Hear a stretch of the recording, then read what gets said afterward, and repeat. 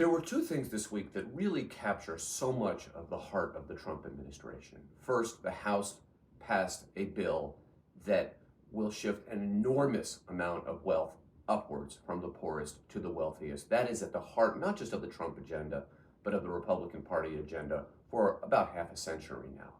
And second, we saw perhaps the most ostentatious display of corruption in American political history as 200-ish people gathered at Trump's golf club in Virginia for a special dinner with the president, and 25 with a private reception. And to get to this dinner, you didn't have to have accomplished something, contributed something to American society. Even imaginable in other administrations, it wasn't just that you gave a lot of money to the president's party or the president's reelection campaign.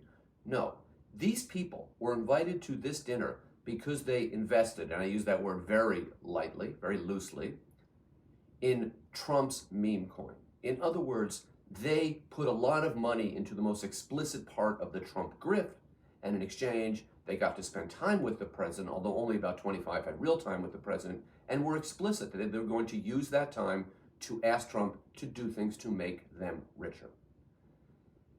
This week, more than ever, has summed up both the hyper-capitalist, shift wealth upward, and cryptogonic aspects of the Trump regime.